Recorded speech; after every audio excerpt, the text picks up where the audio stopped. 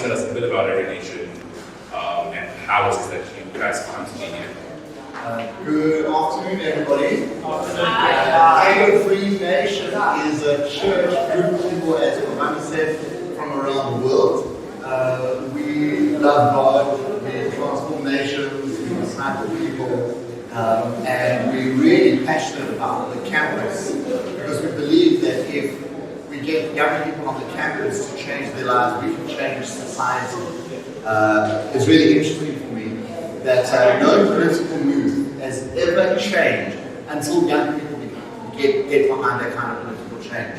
And so young people are critical in shaping nations and shaping the world. So as Every Nation, we believe really strongly in the importance of engaging young people on campus. We believe in healthy families. It's a family one of our core beliefs.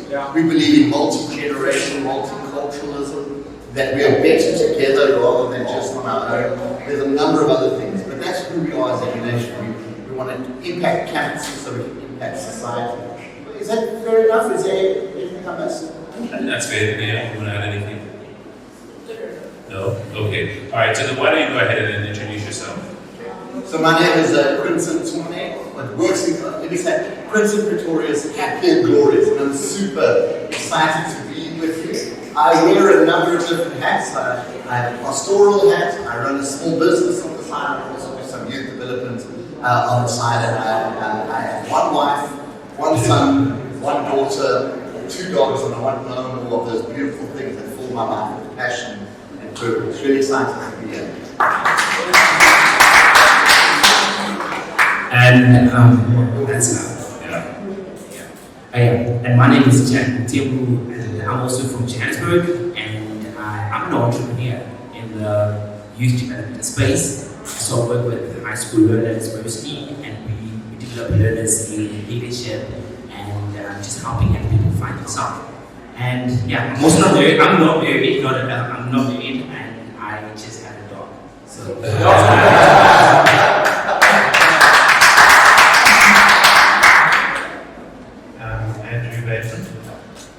I'm married. I have 3 teenage children, and we live in, one of them is left home, and he's studying at the University of Cape Town. And we live in Cape Town, and from a work point of view, I've sort of had one foot in ministry and one foot in business over the years, done different things, different seasons. At this stage, from a business point of view, I provide an advisory function for an investments company, helping them find investments, place investments, particularly in the technology space. And on the ministry side, I work within the Every Nation Cape Town Church. It's called Every Nation City Hall, and that's where I'm a member, joined in, and obviously have a heart for Africa and the different churches that we are involved in around African context. And so that's why I'm here on this mission trip. So lovely to be here, and greetings from Cape Town to you all. It's wonderful to be with you.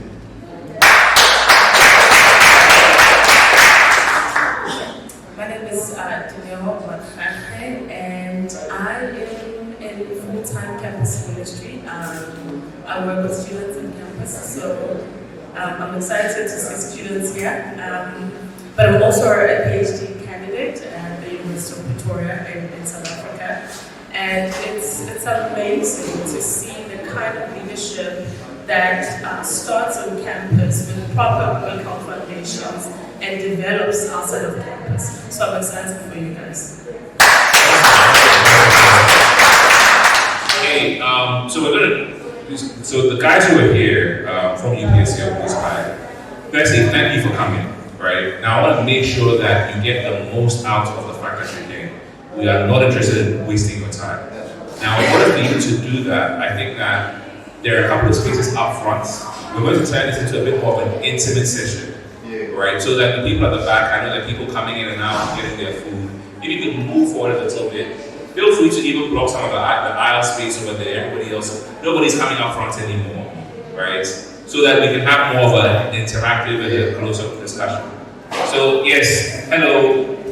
I'm looking at you. Yes, please come forward. Please come forward. Don't be shy, don't bite. Yeah, feel free to bring your chair. Right? If you like the chair that you're sitting on and you want to bring it, feel free to. Yeah. Awesome. Okay. So, everybody else has introduced themselves. I'll introduce myself. I'm the moderator for the day. My name is Kwamina Olusuji.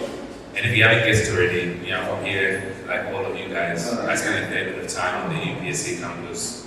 So I know this hostel a fair bit. Some of the people you go to school with. I work in investments myself. I lead a small company that invests in Ghanaian startups. So yes, but with a bit of a track record. So we make investments sector agnostic, which means any sector of the economy, businesses that are looking for anywhere between $500,000 to $1 million. We're trying to help them grow so that they can create jobs for all of you guys who are trying to find jobs, right? So we pray for me so that I can raise more money and invest in more businesses. So yeah, that's a bit about me. So jumping right into the questions, I'm going to start with Jack, right? Jack, so why don't you tell me or tell us why we're here? Why is it important? Where the title of this is Leadership and Entrepreneurship. Why do we feel as a ministry, as a Christian ministry, that we're going to take time out of us Friday afternoon to come talk to students about leadership and entrepreneurship? Why is it important? Alright, yeah. Thanks for that. So, as I said, I'm an entrepreneur, right? And my entrepreneurial journey started actually when I was a student, right? So, you guys are students, and I think it's important to actually understand from that as much as we're here to get our skills and we want to find jobs, we also need people to already start thinking, be equipped with already a thought of saying, I would like to one day start a business. So I think that's important that we're having this. And I mean also to not only think about finding a job, but also to think, how do I find myself in a job market, and at the same time, want to take position and have influence, So I think that's why it's important. We're not necessarily waiting after varsity to start talking about leadership and entrepreneurship, but the conversation starts now. Awesome. I like that. But also, I think one of the things that I've been told, perhaps you can tell me whether it's true, that leadership doesn't start when you're in a leadership position. In the same way, entrepreneurship doesn't start once you start a business. And it's important that you think like a leader and think entrepreneurially. Can you speak a little bit to that? Oh yeah. Yeah, that's a question. True. I think I already started seeing myself as an entrepreneur from high school. Actually, not even like from high school, and not even from high school, from primary school. My story started in primary school because I had grandparents who were in business, right? And from a young age, they used teachers to, instead of giving like my grandparents, they like kids money, right? But my grandparents wouldn't give us money. They would give you a bag of sweets to go and sell. And with the idea of saying, if once you sell that, that's what that's where you get your money from. So I was not an entrepreneur then, but I learned from a young age to start, thinking of how do you then make a way of being able to sustain yourself, if I could say. So to answer the question, yes, you are not born an entrepreneur. You need to seek that and start developing yourself in that aspect. So yeah, I don't know if I answered you. Yes, no, that's great. But I wanted to go to Quentin for a second. Recently I've been hearing a lot about personal leadership, right? Can you speak a little bit about the concept of personal leadership and why it might be relevant to our students? So Jack reminded me of a story. Are you okay with stories? Can I share a story? Yes. So first of all, how many of you, because we are in campus, right? Yeah. How many of you believe you're the leaders of the future? Show me my hands. How many of you? And I work with young people in South Africa. So when you're pregnant, you can't be half pregnant. You're either full pregnant or not. So can you show me how many of you believe you're the leaders of the future? Amazing. Okay, so this story is great for you. This young man, what's his name? Level. Let's say his name is Level. Level fell in love with Kumzile, this young girl on campus with him. Every time he saw her, his heart beat. Palm, you know, guys, I see the guys in the front are relating. Palms get sweaty, his heart beats the moment she walks into the room, and he wants to ask her on a date. But he didn't have money to take her on a date. So one day, he's walking in the mall, and there's, in South Africa, it's called Wimpy. It's like a cheap restaurant place. It's an okay restaurant place. And at the corner of his eye, he says half day. It says half price all day tomorrow. He says, this is an opportunity of a lifetime. So he phoned Pumzile. He said, Pumzile, will you go on a date with me tomorrow? She said, sure. So it's not the most romantic place. He puts candles up, you know, he has music playing in the background, and Pumzile sits down. He said, Pumzile, order what you like. Yep. She's ordering double cheeseburgers, double thick chocolate milkshakes, like having cappuccinos, frappa lattes. Things are going really, really well. And at the end of the meal, the waiter brings the price, the bill, and Neville's he's got a problem. It's the full price. He's only got half the money. But you know, he's an entrepreneur, he's a leader, he's going to hustle, so he puts his hand and says, I want to speak to the manager. He comes to the manager, he says to the manager, why did you charge me the full price? The manager says, why shouldn't I charge you the full price? And he says, but look at the advert. The manager says, what about the advert? And he looked at the advert, and what did the advert say? Half price all day. Tomorrow, it will always be half price tomorrow. And so for me, when you talk about personal leadership and stuff, often, particularly as young people, we always think that one day I'll have a business. One day I will work on this leadership thing. One day when I have children, then I will start doing this. And we postpone our greatness. We postpone our greatness for another time because we bought into this lie that I will be a leader one day in the future, right? And so, for me, what is personal development is how I lead now will determine how I lead tomorrow. And so it becomes really important that I start practicing my leadership and my business skills now, because the consequence of failing now, what is the consequence of you failing? What is the consequence of you failing right now? Well, what do you think the consequences are? A little embarrassment, and maybe I'll lose a little bit of money. But if you fail, it's $500,000 down the tube, right? So the consequences of failing outside of varsity are far more higher than failing when you're a student. And you learn the most when you fail. And so my encouragement in terms of your personal development, your personal leadership, fail as much as you can now. And practice those things, and don't believe us old folks. Let me speak for myself, these are all the rest of the young. So don't believe anybody that says you're the leader of the future, because that means that you're postponing your greatness for some other day. You need to say, I'm the leader today. So next time when somebody says, oh, you're the leader of the future, don't put your hand up and tell them, no, I'm the leader today. Choices I make today impact me and impact others. So You wanted to share something on that? I definitely agree that leadership doesn't start when you are in a leadership position. I think often what students do is that when they are in university, they tend to think, no, I'm still doing this, and one day when I get this degree, then I'm going to become a leader. But you're a leader in how you show up for your classes, how you do your work, the kind of people you hang around with, the kind of things that you talk about, what shapes your ideas around life, the kind of things that the way you plan things, your habits. Those are ways in which you lead yourself, but also ways in which when you one day you have that leadership position, it reveals the kind of leader that you already are. But you cultivate that here in this space in university. It's amazing. Now, the other thing that's, when I think back to my university days, right, people would come, they'll have a talk like this, and they're talking about entrepreneurship and leadership and all of this stuff.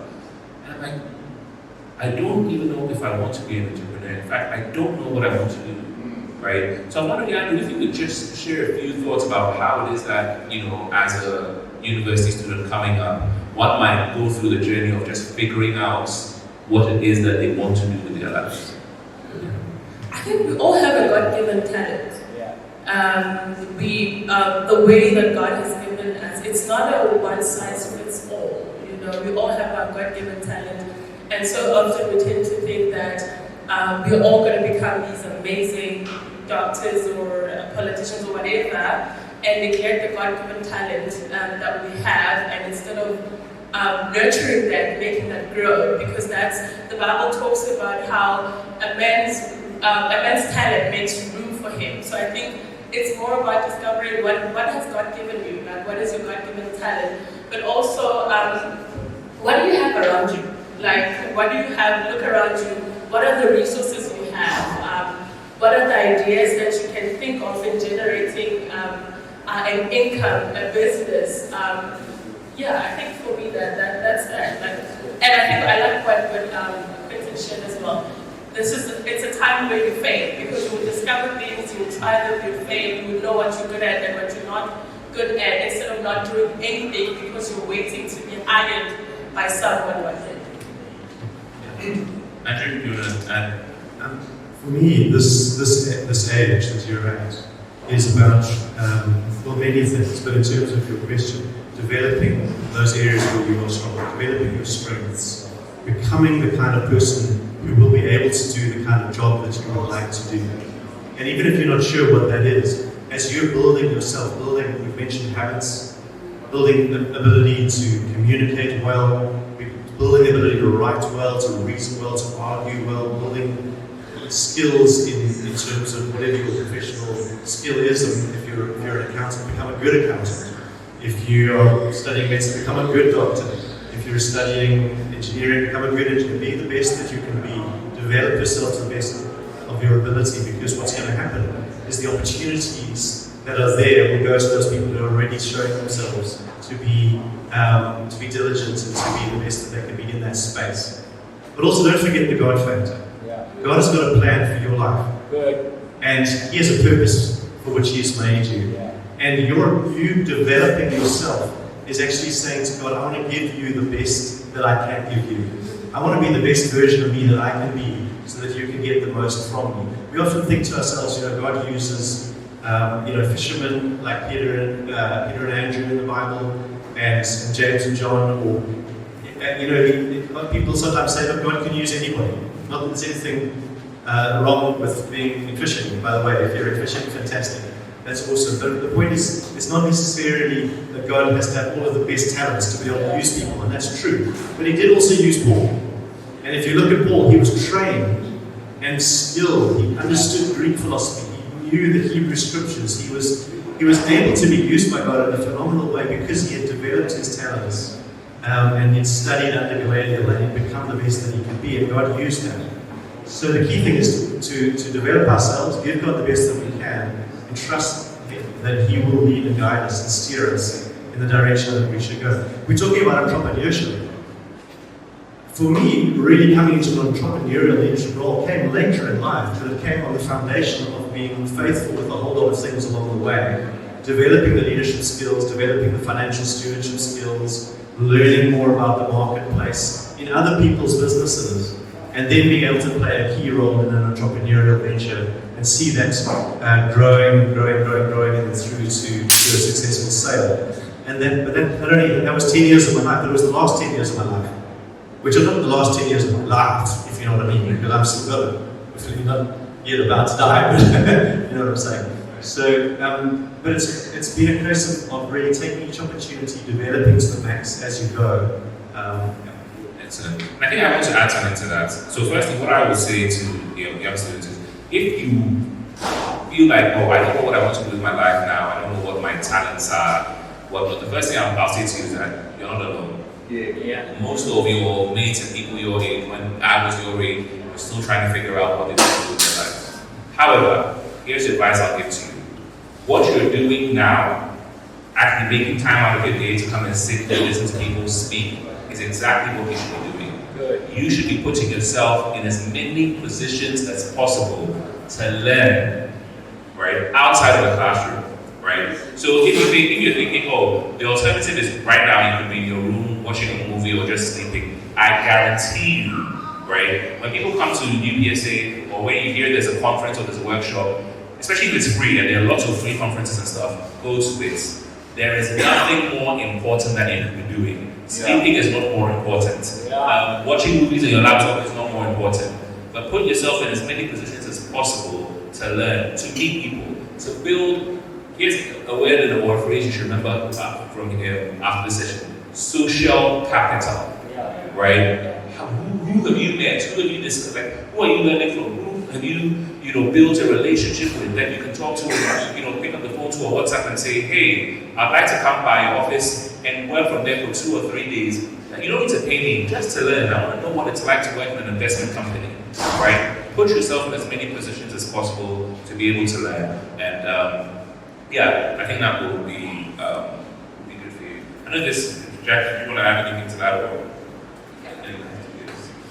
and I think my journey also just started in just one day walking by campus and just see people gathered, and it was an entrepreneurial gathering like this, And I think, as I think Quentin said this, just being able to, I look at the gentleman in front, right? I remember when I was a student, right? Every time I studied accounting, right, and finance and that.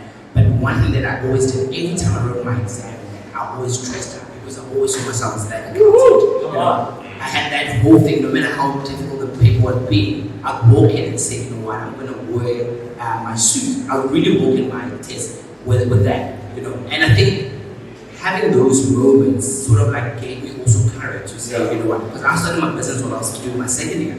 That gave me courage to say, I don't have to wait until I'm there. I can start now. And do all the mistakes, like, leadership. I was also involved in the house. We have the house committees, so in the residence you've got residence leadership, SS and student societies, just getting involved. You want to learn how to work with people. You want to learn how to fail and be okay with failing, and that's what builds your confidence and that's what builds your courage to say that you can do this and you got this. So Can I also share a story? So I think another thing, like you said, is using your God-given talent, like your passions, what do you like, what you interested in. So I work for a church as a campus missionary, as I've always said that I work for a university, and I also studied politics, and also I recently registered a business, and my colleagues don't even know this, that I actually am a business owner. I registered a business, and basically my business is about working out. So it started from a passion that I used to work for a gym, the university gym, and I started looking at just how the operations of the gym is run, like from management to students coming in, the kind of workout. So while I'm working there, I became a weight instructor. So after I left the job, I opened up my own business and I started small. So currently I'm looking into branding my own gym clothing, and also developing an app later with workout programs. So those are some of the things that I have positioned myself to find out my interests, my likes, and things that I enjoy, and from that to build something that can bring in money as well. So Awesome. So again, we're talking about leadership and entrepreneurship, right? And we talk about personal leadership a little bit, but I want to switch gears a little bit and talk about service, right? And how we hear a lot about servant leadership. But as students here gathered here, think about developing their leadership abilities. Can you speak a little bit about, and I'll start with Andrew here and then perhaps go to Quentin, about what role learning to serve or having the mindset of being a servant leader plays in developing that leadership skill? Wow, that's fantastic. Let me start by saying that I believe that because God has got a plan for our lives, we need to be locked into God first and foremost in terms of our intimacy with Him and our relationship with Him. And that should be almost the central passion, if you like, of our lives, to connect with Him, to walk with Him, and to be obedient to Him. And when we realize that God's got a plan for our lives, we realize that God's also got a plan for our development. And if I look back on my life, without realizing it, service was one of the keys that unlocked what God was able to do in my life. Why? Because he plugged me in with the local church, and he gave me the conviction that I needed to be like a son in this house, and that I needed to serve. And although there's something inside of each of us which wants to be the top dog, I realized that God wanted me to learn how to be the bottom dog, if you know what I'm saying. By ushering in the church, by helping people find their seats, by preparing the communion and passing it around. And for many years, I can't remember how many years it was, but for many years I was serving as an usher in the local church and serving the people of God, effectively washing feet. And it's God's way of helping us just rewire our heads, because we want to be the top dog, but He needs to reorientate us. So we realize it's actually not about us, it's actually about serving others and helping them and loving the body of Christ and building the house. And as we do that, He starts to trust us with something. So for me, it was at one stage, it was like, won't you lead a small group? Now suddenly I'm learning how to lead a group of people and care for some people. Guess what skill I'm learning for the business world? I'm learning how to be a pastor to my business without even realizing it. I'm realizing how to be in touch with the people that I'm leading. And if you can lead in the church, you'll be a much better leader in the marketplace. Because in the church, you're dealing with volunteers. They're not paid to be there. If they don't like the way you lead, they'll just leave. So you have to learn how to serve them, how to add value to their lives. And guess what? What I found is when I started to transfer those principles into the marketplace, I was able to create happy culture in the marketplace. Why? Because people realized that their needs were being met. They didn't just do what I said because they wouldn't get paid, right? They realized, hey, I'm on a growth journey. There's value that's being added to my life. And all of this is unlocked through service. So I think service is so key, not just because service is important, but through serving, we're also learning. And God's using that in our development for the future that we have. And of course, the service never ends. The higher we go, the greater the service responsibility that's been given to us. A phrase that comes to mind is be more interested than interesting. And so when I walk into a room, I remind myself that I shouldn't be the center of the room, that I need to be interested in the people that are in the room. And so a story that comes to mind is a friend of mine met Nelson Mandela on 2 occasions. The first time he met Nelson Mandela was in a big group like this, 14, 50 people. He met him, and then a year or 2 later, he got to meet Nelson Mandela, like in a small, intimate setting, 2-3 people. They were filming. Nelson Mandela was endorsing a program. So my friend's name is Bukhle. He arrives at Nelson Mandela's office, waiting for Mandela in the reception, and Nelson Mandela walks out and comes up to Bukhle and goes, "Hi, Bukhle, do you remember me?" And Bukhle's like, "Do I remember you?" What kind of question is that? Like, how can I ever not remember meeting Nelson Mandela? But Nelson Mandela had this ability to make other people feel more important than him being the center person in the room, right? And so when you walk into the room, how are you positioning yourself? Are you positioning yourself that I'm the most interesting person here and that all attention needs to come to me? And what I found in my business that when I run engagements or I'm talking to clients, the moment I put my client in the center and I'm far more interested in them, that's when real magic begins to happen. And not using gimmicks, trying to figure out what was the latest technique to influence people to like me. But once you put people in the center, your business begins to shift. In fact, it shifts every time you walk into any room. Start serving other people, put them in the center, all things are happen. So be more interested than interesting. And maybe you're asking yourself, how do you start? Right? I think this literally just put it practically. Ask yourself, look at your own residence area, like the hostel area. Where is it that you see a need, and where can you put yourself without actually what Quentin said, without you being the center, but you serving others. Because it's humility number one, and number two is you learn a lot. And I think that's how also business. Great businesses, and we might also be talking about entrepreneurship now. You're thinking, I need like an idea that's like out of this world. But an opportunity can just come out from that.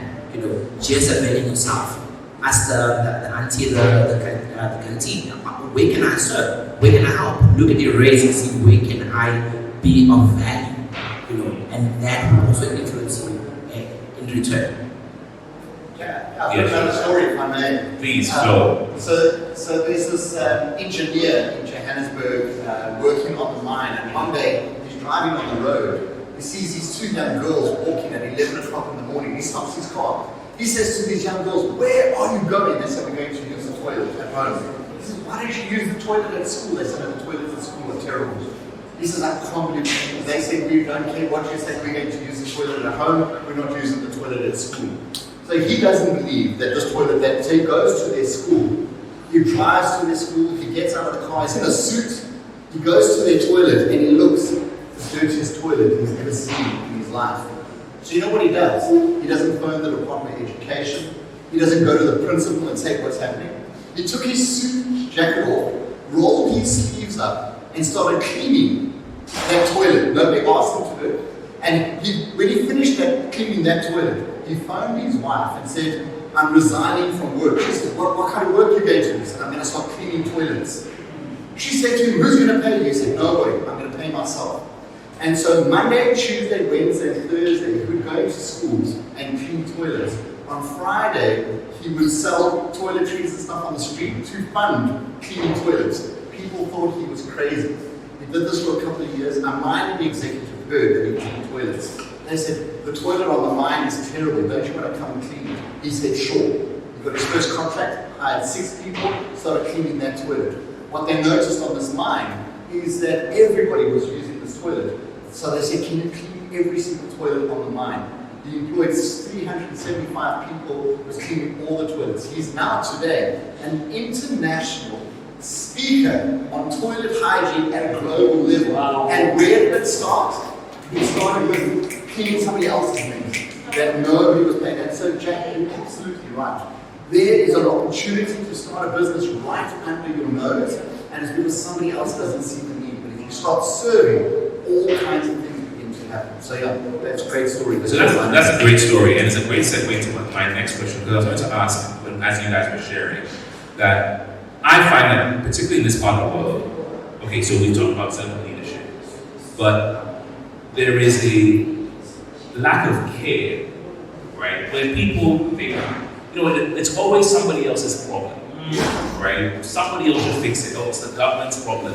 It's the UPSA authorities. It's the canteen manager. It's always somebody else's problem but yours, right? And how do you start to develop that muscle and that,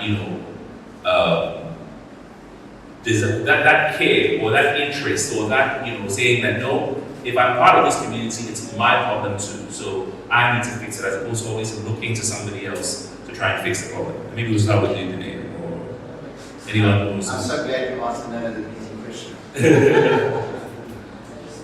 Sure. Can I think about that for a minute? So I'll So what comes to mind immediately is that you mustn't underestimate small beginnings. Yeah. Right? And the big problems that we see in society started with a small problem that became a big problem, right? And so when you see a need, you start small. And think about Habitat for Humanity. They build houses around the world. I think they build 170,000 houses. Where did it start? It started with one house down the road from somebody else. And so maybe just to get those ball rolling around this, never underestimate small beginnings, and just something really, really small, and how that can snowball or gain momentum and become something really good. Yeah, just picking up on that. Just picking up on that, what I would do is I would say just start by widening your sphere of responsibility by one step. So if you don't brush your teeth, start brushing your teeth. Good. Right, you're starting to take responsibility for your own personal hygiene and health, etc. If you don't tidy your room, if you don't make your bed, start making your bed. If you don't tidy your room, start tidying your room. If you don't have a study timetable, get a study timetable. Start to bring order into your own personal life, and then start to widen it. Hey guys, I've noticed that in our section of the res, the kitchen is always in a mess. We need a roster for who's going to be cleaning the dishes. And let's clean up our kitchen. I've noticed that the toilets, the bottom, and you're starting to widen it. Hey guys, next thing you get voted onto your house comp. Because now you're still the hostel student representative thing or whatever. Now you're like, hey, we need to take responsibility for our public areas in this hostel. I've noticed that there are mixed, or we need more social activities for our hostel.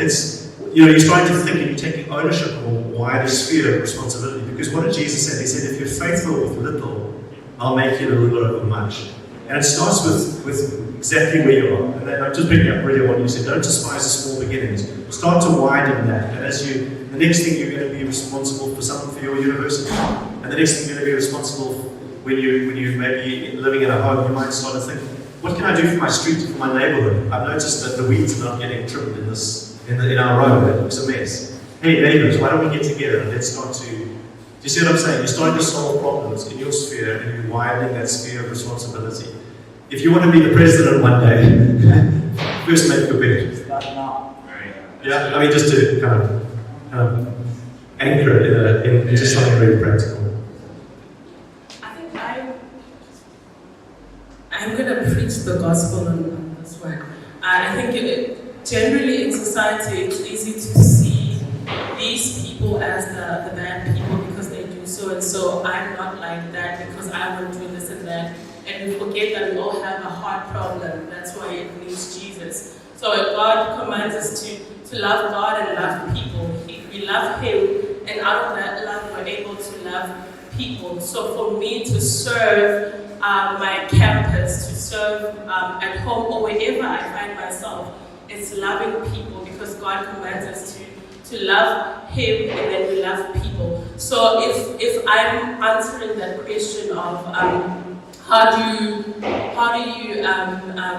move away from that mentality of thinking it's the government should do this and that, I would say it's us doing it because it's me representing the love of Jesus, me manifesting the love of God. I do it not because other people can do it, I do it because I love God and I want to love people and I want to serve. And once you get that love, it compels you to. Why wouldn't you? Yeah. So that's it. Okay, I think Andrew wants to share something. But let me tee it up this way. So we're talking about loving the conversation. So we started off just talking about personal leadership, and then we talked about servanthood. And now, right, I think the name was also introduced a very interesting concept, which is even a love for people, right? And Andrew, as you share, feel free to add on, but I will even also speak to how that is important, having a heart for people and caring about what's happening within the community, about the people around you, and how central that is to leadership, particularly as defined by our faith in God and in Christ. That's just huge. I mean, I'm just going to revert to a Bible scripture here, but Paul said the love of Christ compels me. And he had a sense of mission and mandate that was motivated by love for people. And in John 3:16 it says, God so loved the world that he gave his son. And love expresses itself in action. Whether it's the action of the Father sending the Son, whether it's the action of Paul saying, I need to get the gospel out, whether it's Jew or Greek or Roman, whatever, I'm going to get the gospel message out. And so too, as we look at all of these kinds of issues where leadership is required, and initiative is required to start businesses, or we have to get that value spirit in place that we're loving God, we're loving people, and that's behind it. What I actually wanted to pick up on was maybe just slightly off the previous point around the question of, let me tell the story, then I'll make the point. I'm sitting on a train in somewhere in the UK, I think it was in London, and I'm with my uncle who lives and works in London. And he looks at his watch and he realizes that the train is a few minutes late and hasn't started yet. And he gets out the train and he goes to find the driver and say, what's going on with this train? It's running late. And I was watching this and thinking, wow, like, I would just sit there in the train and wait for it to start. But he was like, no, this is not right. Like, the train is supposed to start at 2:55, it's 2:58. Like, we should be moving now. What's happening? Where's the driver? They should be doing their jobs. I paid for my ticket. The timetable said 2:55. It's 2:58. And I saw two things there. I saw one, that sense of ownership that he had, that this is our train, we've paid our ticket, we're expecting a level of excellence. And then secondly, the initiative that he took. And I think if there's something that is coming through in some of these stories, it's that sense of ownership, responsibility, and combined with initiative to step out. When we're all sitting on the train, just happily waiting, he was the one who said, "No, I'm going to step out." You know. Let's go. Let's go. Let's make it happen. You can too. I love that. I love that. Thanks for sharing that. And like, also, before we come back to them, let me just say this. Listening to the panel speak, I'm thinking to myself, if this sounds like, oh, I've heard this, then you're not listening. Because I genuinely believe that if you catch the spirit of what it is that they're saying, this stuff is life transforming. Right? So please, are we recording this at all? We are. Okay. So then if anybody who wants to record it, please see the gentleman there, Charles, who will take your details unless you have it. But I do believe genuinely that this is life transforming stuff. And I also just want to say this, I feel the hunger, and I feel like many of you are implementing these principles, and what you actually need to hear is, well done, you're doing it great. Right. Well done, you're doing great. You've heard these things, you're doing them, and you actually need to be affirmed, to say, yes, you're doing great. And maybe sometimes just learn to rest in God as well. Because you're pushing, you're ambitious, driven, you want to make it happen, you're the ones who do come to these seminars as opposed to the ones who sit there watching Netflix. Okay? So also learn to rest in God and be at peace and know that you're walking this journey with Him. And He knows what He's doing. He made you, He fashioned you in your mother's womb, and He has a purpose and a call and a destiny for your life to fulfill. Amen. All right, switching gears a bit, another concept that I think feeds into this, what we're discussing about leadership, is sacrifice, right? I don't know about you, but in my experience, if you make a decision and say, I am going to lead in every aspect of my life, right, it will cost you something. At the very least, it will cost you your comfort, right? So, Quentin, if you could just speak to just how we ought to think about, sacrifice and the importance of doing that. And I guess the other thing that I will tie that into is the area of integrity, right? Because I think that if you then decide to take a stance for something, right, more often than not, you will be tested and you will have to, continue to reaffirm that stance. So just, Sacrifice is almost the currency for greatness in some ways. Yes. As you said that, right? So when I was at school and I wanted to become a youth worker, people were like, how are you going to make money? I wasn't interested in making money, I was interested in serving young people in my country. And so I sacrificed a good job, I sacrificed good money, I sacrificed getting married because I wanted to put it into the young people in our country. So as grade 10, grade 11, grade 12, people asked me, what did you want to do? I said I wanted to do youth work. No real benefits in that. But anything worth following requires a sacrifice. And so I sacrificed. I'll never forget having a conversation with one of my good friends. He was in a suit, very much like I'm dressed today. I was sitting with shorts, long hair, and I'll never forget these words he said to me. He said to me, in a lifetime, I will never be able to have what you have. But in 3 years' time, you'll have everything I have if you want to. And that was a really aha moment for me, that my sacrifices have paid off in the long term. And so be in it for the long term. And the problem is that good intentions like us here, talking to you about your ideas, what often we do is we start discouraging you from your ideas. We'll say, oh, I'm so wise, I'm so old, that's a terrible idea, you should go. Now, that could be your first stumbling block. Say, do I really believe in this idea, or can some strange person from another country this sway over that? So, any idea worth fighting for requires sacrifice. And that sacrifice then becomes the currency for your greatness. And just adding on to that, I think listening to Quentin's story, I think there is a lot of similarities. I had to, I completed my studies and I got into corporate, and within the space of 6 weeks, that's when I decided, this is not what I want, right? I mean, great, I could have been earning money, and I could have been earning a lot of money, I could have been earning a lot of money in that, but just break from the last question to tie it together here is the question that I always ask myself, and I think my teacher always kept on saying this to us, was if you don't do it, then who's going to do it? If you're not going to do it, who's going to do it?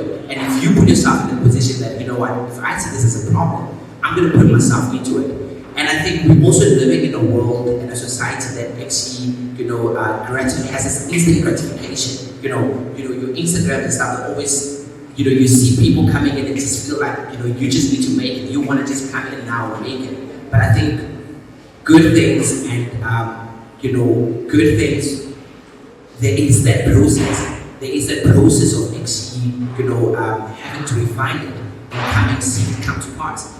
I stepped out and I said, I'm going to do this, and honestly speaking, when I started my business, it was more on, I'll be working with NGOs and stuff, but to be my surprise, it's cool saying, we're willing to pay for you to do this for us. And that's when you realize, wow, I can actually make money from this. I can actually really see this as something that one day could not just transform my community, it can transform my country, it can actually go ahead and actually transform Africa and that, and yeah, so it will take that to understand that, it will surely come to pass. Be diligent, be persevere, and just know that as long as you have a vision and you know where it is that you want to be, it's possible. Yeah, and you never know who you might meet, who might just connect you, or you might never know who you might meet, who might just say, listen, yeah, I know someone who's willing to pay for something like this, and this, that's it. And because you've got traction in that, you've got now, you can show up and start doing this, and that's where it starts. So yeah. Thanks. Anybody has anything else to add? Yep, go ahead. You asked the question about integrity, and the first thing that just came to mind is the fact that I didn't make my bed this morning or tidy my room. So I'm just saying, only that. And none of us are perfect, right? But I think the values are so important as well. If we're going to hold it out for the long term, the values that we embrace. And again, it's one of those things, faithful with little, ruler over much, and being faithful with small things. I don't want to take too much time going long down this route, but as you walked a distance, you've seen that people have kind of self-destructed along the way because they haven't taken attention of things in their own personal lives and taken them seriously and dealt with them. And so just learning to walk with a clear conscience before God and others is such a key thing. If you are going to sell something to someone else, do you tell them about the things that you know are wrong with it before you sell it? Or do you try and maximize the sale price and let them find out about the faults that you know about later? What's the answer? You're transparent about that. Why? Because when you want to do a transaction with someone, you want this to be a win-win for both parties. Right? If you build your entrepreneurial career on taking from people at their expense, you're not going to go very far. You might make some progress, but you'll run out of new people to do deals with because no one's going to want to do business with you twice. But if you take it slow and you say, I'm not going to make the quick buck, I'm going to tell the person, I can't offer this price, and if somebody else is offering you that price, they're cutting corners, but I'm not prepared to cut the corner.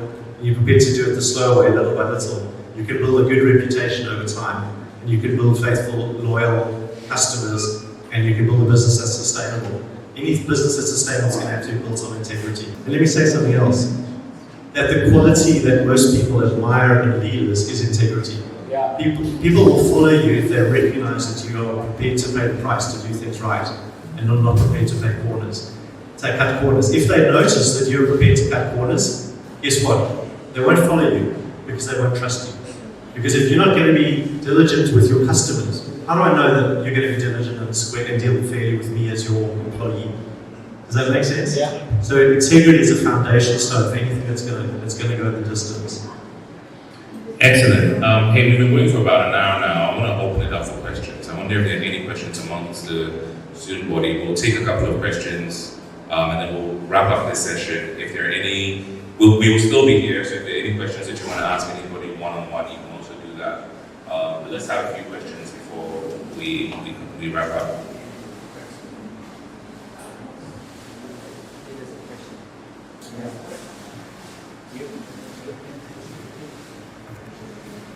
Okay, thank you.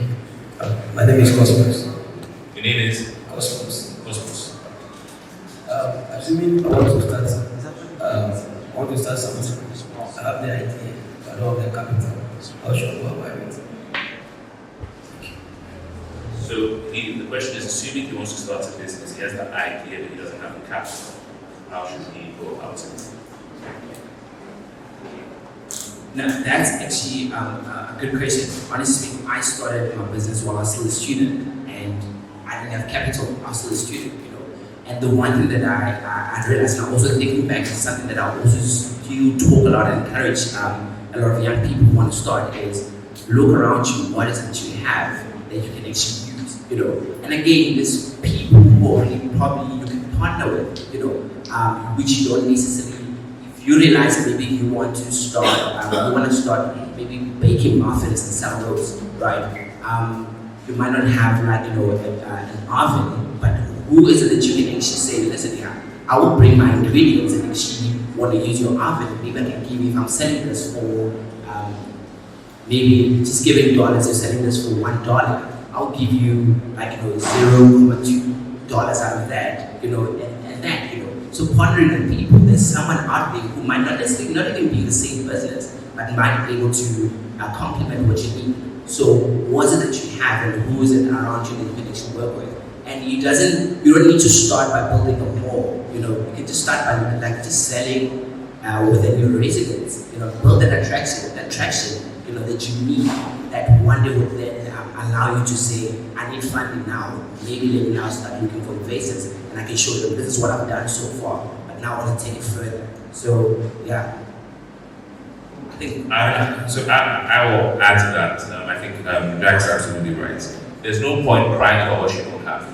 You know, you don't have it, you don't have it. But what do you have? And are you maximizing the use of what you have?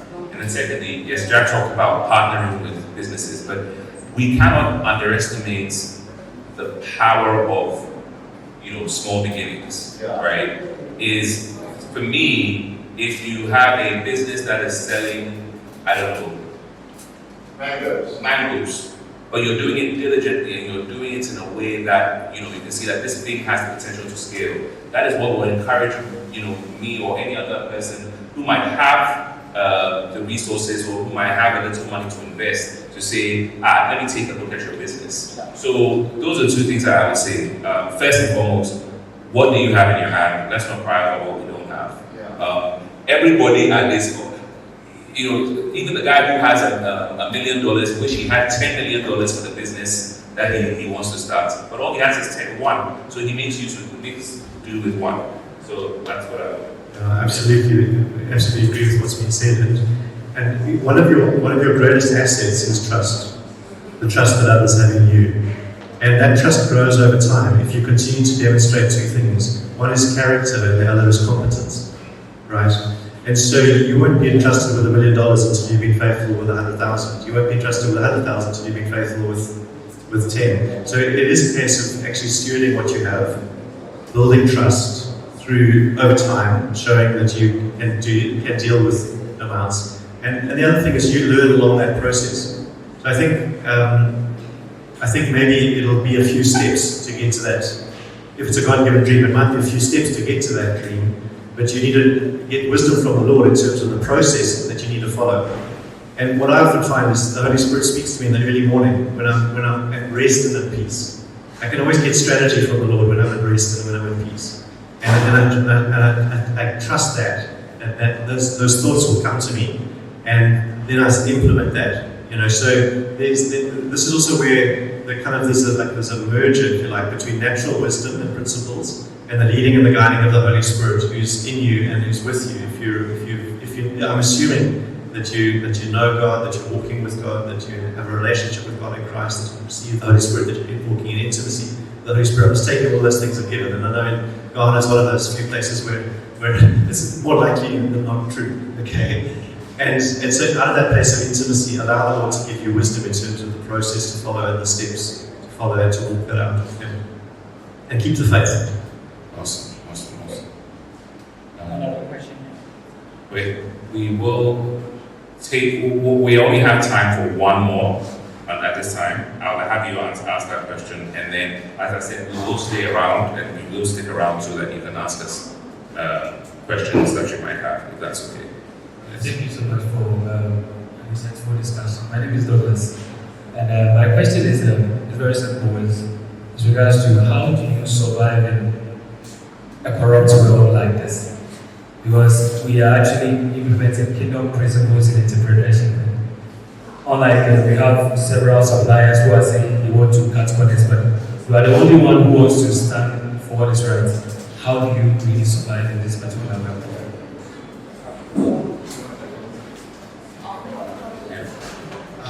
My experience is that the world is hungry for the light, right? And so the world is dark. But when you, as a business person or as an individual, let your light shine around trust, integrity, not willing to cut corners, the world and people want that. And when you have the courage to start doing that, you give permission for other people to do that, right? And so it's about having courage to say, regardless of what's happening around me, I'm going to stand for this. And in the long term, I guarantee you will see success. But it's about saying, I'm standing here, and there are more people that want honest people, less dishonest. And so I promise you, if you can stand on those principles, you will be successful. So, and I'll let you go, and then I'll wrap up. Another thing I was going to say is wisdom. So firstly, wisdom is the fear of the Lord, which I assume you do have. But secondly, wisdom is knowing what to do, when to do it, and how. So that's far from your time with the Lord, knowing what should I do at this moment, how to do it, how to navigate that space where, yes, it is a corrupt world. How do I come in with the wisdom that the Lord has given me? So, and please remind me again, Douglas. So the one thing I'll say to you is that it requires a bit of patience, and here's why. There will be people that will choose not to do business with you because you made a stance for something. But there are a lot of people that will choose to do business with you because you made a stance for something, right? And so what you then need to be aware of is when you make a stance and say, I'm going to deal in a diligent way, right? Or be honest in my dealings, what tends to happen is there are people that will walk away and say, I'm not doing business with Douglas, right? But there are people that will want to do business with you. In fact, one of the examples that comes to mind now, one of the biggest law firms in this country has very strict rules and guidelines about, because we have a lot of funny lawyers in this town. This is a law firm that everybody knows. Listen, you don't go to them with your funny business. You go there with they do things the right way. But here's what happens. If you decide to take a stance for something and do things the right way, can I just say advertise it? There are people that are doing the right thing, but they don't advertise it. But if you advertise it, then here's what happens. The next time, let's say I'm sending somebody from my office to go and buy something, I say, go and buy from Douglas. Yeah. Right? So he's been instructed to go to Douglas because I know Douglas is going to give him the right price, he's going to give him receipts and what have you. But if I don't know who's doing good business, then I tell him to go to any other shop. Right? And then what happens is that you are actually being penalized for the fact that you are taking a different stance. And I think that speaks to Dineo's point about wisdom. Yeah. So you're taking a stance, I'm going to do things the right way. Let people know that that's what you are doing. Because that's what will actually attract people to come and do business with you. That's good. Yeah, I mean, this actually happened to me in a sense. I mean, I went overseas to take up a job. And on the outside, the company portrayed that it stood for Christian values, integrity, 90 years of business. Everything looked wonderful. And so it attracted people like me to work there who thought, great, we're going to be able to live out our values. The only thing that I discovered was when I arrived, I noticed that there were a lot of things that needed fixing. And so I said, well, what's going on here? They were like, no, that's why we've hired you to fix all of these things. And so I worked on it until I realized there came a point when I realized that the source of the problems was not going to go away. And I was not getting answers to certain questions that I had disagreements, and I actually had to resign. And on my own, I did my resignation, and I gave up a director level position in this company and a good salary. I had to just let it go, and I was unemployed for a few months. And most of those directors who I worked with ended up getting in hot water and not me. But if I hadn't made that decision, I would have been in the hot water. Now, that was a jurisdiction, fortunately, where there is justice. But you might be looking and seeing sometimes it just feels like there should be justice, but there's no justice. Where's the justice? Why did they get away with it? Whatever. But that doesn't change what is the right thing to do in that situation. And God, it took a few years, but God did undertake. He came through with a new opportunity. That was the tech opportunity that I was telling you about. I had to be patient to kind of walk through that. And I felt like, that all seemed like, what was that all about? God, I thought you brought me into a promised land, and it turned out to be not what it looked like. It looked like such a great job, and actually it wasn't. But it was all just part of the plan. And I think in those situations, one just has to trust that God knows what He's doing, and He's in control of our lives. All right, guys. I'm afraid we're gonna have to wrap it up here. Please remind me of your name. No, behind you want to ask. Francis. Okay, so Francis, I know you had a question. I know someone has a question. Who else has a question? All right, we will stay up here. We're happy to take your questions. Unfortunately, we do have to wrap up. But thank you so much for making the time and making yourselves available to be with us today. Please don't be in a hurry to leave. There's snacks, right? Right. Okay. T-shirts. Please connect with somebody. We'd love to stay in touch with you and let you know the next time we're doing this. So we'll bring this to an end, and then maybe we close this out with a show with a prayer. All right. Lord, we thank you for every brilliant mind that is here, Lord. Thank you for the families that are represented here. Lord God, the wealth that you've placed, the potential, Father God, the wisdom. Thank you, Lord, for the seed that has fallen in fertile soil, the word that gets to grow. Father, thank you that you will keep watering it, the truth that will grow, Father God, and the truth that will outgrow the weeds. And I thank you, Lord, that you will cultivate the soil of the children's hearts, Lord. Thank you for what you've done this afternoon, and we continue to trust you for a deep work in people's hearts. Thank you for the leaders that are here. In Jesus' name, amen. Amen. All right, thank you guys. Like I said, if you have any questions, we're up here. But there are refreshments and T-shirts as well. My name is Saka Kelvin, and today has been a wonderful day. Today's leadership and entrepreneurial series, I really learned a lot. How to become a leader and how to not give up on your goals. Being a leader isn't an easy step to go.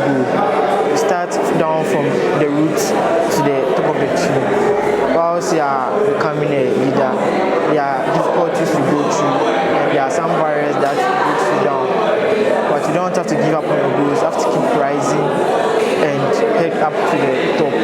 This is the change I learned today, and I'm hoping it's going to change and bring a positive impact to my life. Thank you. Samson Graves is my name.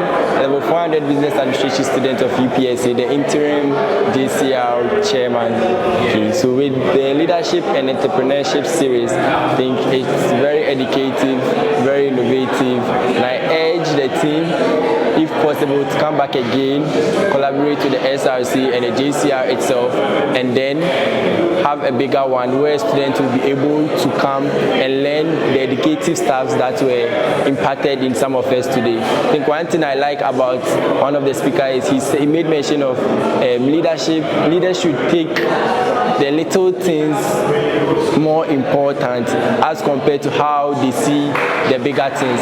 And as a leader, you should be able to serve. It's not always you being the one leading the people. So this is one of the lessons I learned from the Leadership and Entrepreneurship series, and I'm much grateful. And once again, I'm pleading with the team to collaborate with the SRC and the JCR next time to have a bigger one. Thank you. Okay, I'm Anointing Dedetete, and I came for the leadership program. In fact, it was very interactive. I really learned a whole lot of things, very educative. I've realized one thing in life through this program: the little you have, even what you don't have, the little you have around, what you have identified, you can base on it, you can use it and start something. It's not about the enough money or something you want more. So it's very interactive and it has really helped us a lot. So the youth outside should watch out for this. And in fact, we are grateful and very appreciative to the organizers, those who organize such program. Would like to have this program once in every month, and we'll be grateful to that. God bless you all. God bless you. Thank you very much. Okay, so my name is Ebenezer Kodom. I'm in level 300, law student, level 300. I'm also the current student chaplain for UPSA. So what stand out or what stood up for me for today was leadership and sacrifice. And one of the panelists said, for you to be a sacrificed person, or for you to sacrifice for something, you have to be interested in what you are doing. So you don't have to be always interested, but you have to be interested in what you are doing. So leadership and sacrifice was what stood up for me for today. And then also integrity. I really got that for today. And then I'm going to work it out in my life for me to be a sacrificed person and to also be a person of integrity. So thank you very much for organizing this program. It has really been a helping on us. Thank you so much.